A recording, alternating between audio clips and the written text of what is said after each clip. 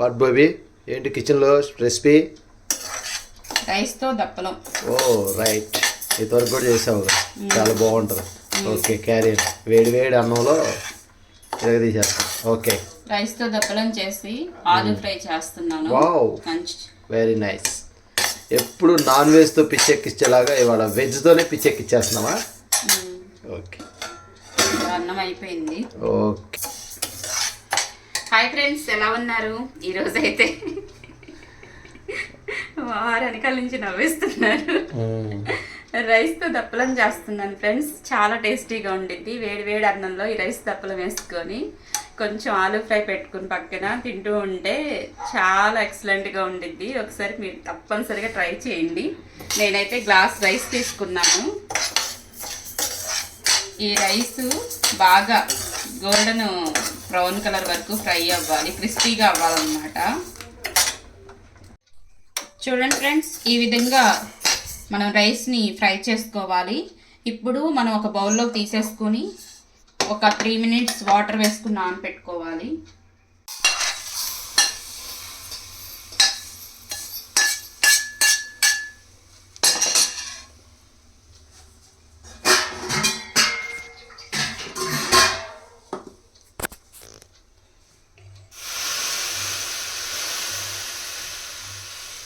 పొగలు వచ్చేస్తున్నాయి, ఆవిరి కూడా కొడుతుంది. పొగ చూస్తుంటే నాకు ఒక 2-3 minutes నానబెట్టుకోవాలి ఫ్రెండ్స్. ఇప్పుడు అదే కళాయిలో ఒక 3 tablespoon ఆయిల్ వేసుకుంటున్నాను. ఇప్పుడు దప్పలం ఎలా ప్రిపేర్ చేసుకోవాలో చూపిస్తాను. చూడండి ఫ్రెండ్స్, ఆయిల్ కూడా వేడెక్కిపోయింది. ఇప్పుడు మనం తాలింపు ప్రిపేర్ చేసుకుందాం. 1 tablespoon సాయి మినపప్పు, 1 tablespoon ఆవాలు, కొంచెం జీలకర్ర,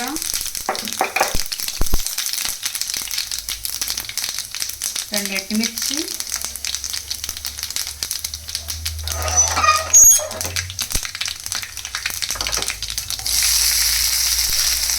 ఒక మీడియం సైజు ఆనియన్ కట్ చేసి పెట్టుకున్నాను.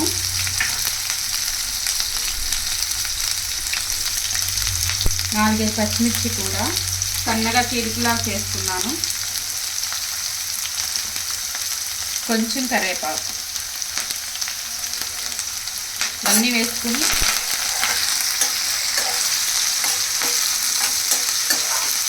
ఇవి కొంచెం గోల్డెన్ బ్రౌన్ కలర్ వచ్చే వరకు ఫ్రై చేసుకోవాలి. చూడండి ఫ్రెండ్స్, మనం నానబెట్టుకున్న ఈ రైస్ని కూడా మిక్సీ పట్టేసుకోవాలి. మెత్తగా పేస్ట్ లాగా చేసుకోవాలి.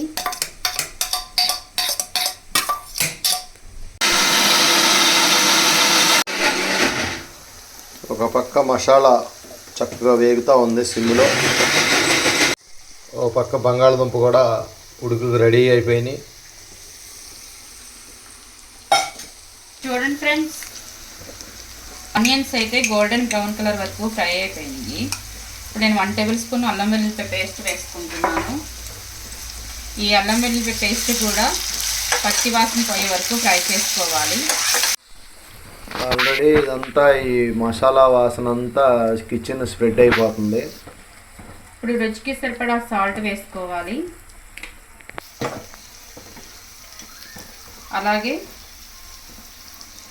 చిటికెడు పసుపు. మీరు తినే కారం పెట్టి కారం అనేది వేసుకోండి ఫ్రెండ్స్. కొంతమంది ఎక్కువ తింటారు, కొంతమంది తక్కువ తింటారు. మీరు తినేదాన్ని బట్టి అడ్జస్ట్ చేసి వేసుకోండి. నేనైతే 1.5 tablespoon కారం అయితే వేసుకుంటున్నాను. ఇది మొత్తం ఒకసారి కలుపుకుందాం.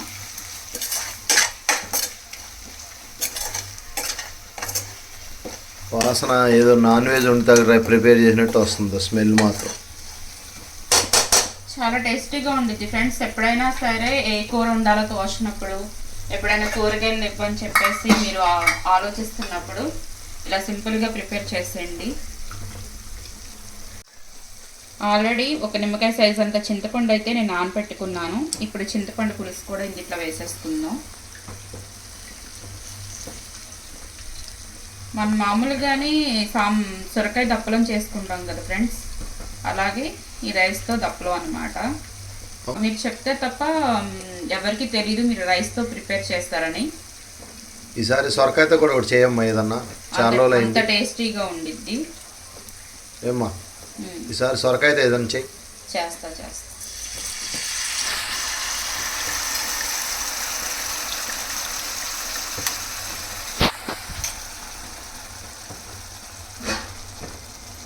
మా అమ్మ పచ్చి పులుసు పెట్టినప్పుడు బెల్లం వేసేది టేస్ట్ కోసం. మా నాన్నేమో బెల్లం ఎత్తే ఊరికినోడు కాదు. మనం పేస్ట్ చేసుకున్న ఈ రైస్ని ఇలా ఒకసారి మిక్స్ అయ్యే విధంగా కలుపుకుందాం. ఉండలు లేకోకుండా కలుపుకోవాలి. కొంచెం వాటర్ వేసుకొని, ఎందుకంటే మనం ఎసరు మరుగుతున్నప్పుడు వేసేటప్పుడు మనకి ఈజీగా ఉండిద్ది ఇలా ఉండలు లేకుండా కలుపుకుంటే. ఈ లోపల ఒక లైక్ చేయండి ఫ్రెండ్స్.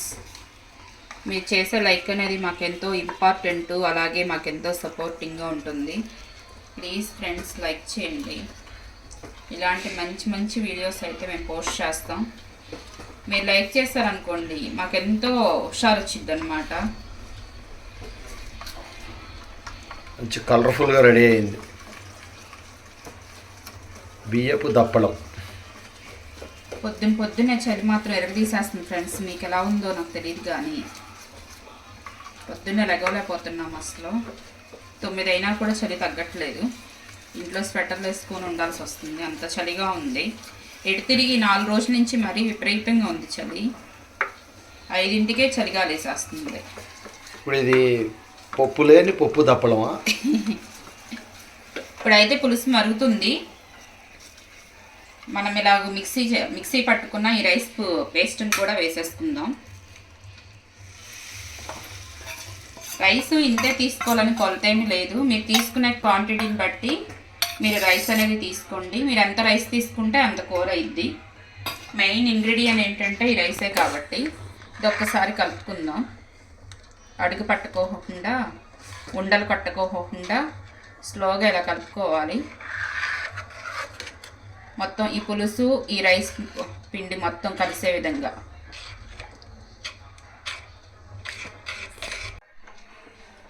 కొంచెం బెల్లం వేసుకోవాలి. అలాగే కొంచెం ధనియాల పొడి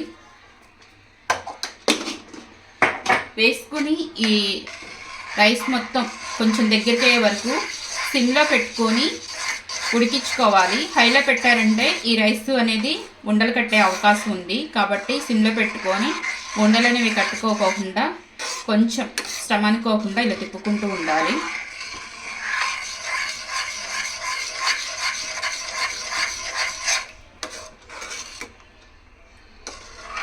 ఆల్రెడీ దప్పడం స్మెల్ వచ్చేస్తుంది.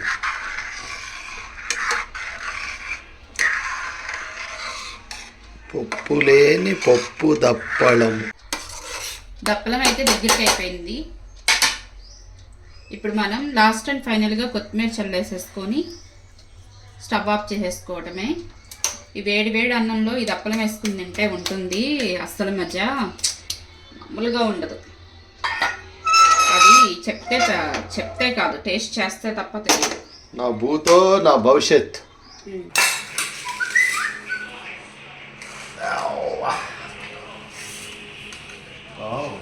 Very nice.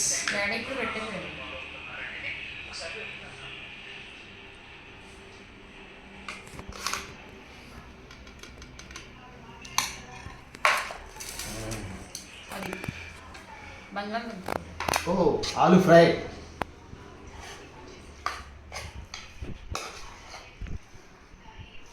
ఫ్రెండ్స్ ఆల్రెడీ నేను 8 కిలోలు పెరిగిపోయాను ఫ్రెండ్స్. ఎందుకంటే పొద్దున సాయంత్రం స్పెషల్ ఐటమ్స్తో గట్టిగా తినడం వల్ల 8 కిలోలు పెరిగిపోయాను. ఈసారి జాగ్రత్త కొంచెం తినాలి. అయితే టేస్ట్ వల్ల అట్లా తినేస్తున్నాను నేను. బా ఈ చల్లటి క్లైమేట్లో వేడి అన్నం, ఆలుగడ్డ ఫ్రై, అలాగే పప్పు లేని పప్పు దప్పడం. చాలా బాగుంది ఫ్రెండ్స్. ఏంటి ఫ్రెండ్స్ ఫస్ట్ నువ్వే తినేస్తున్నావు ఫ్రెండ్స్? ఎప్పుడు నేను తినాలి? ఎక్సలెంట్గా ఉంది కూర అయితే మాత్రం.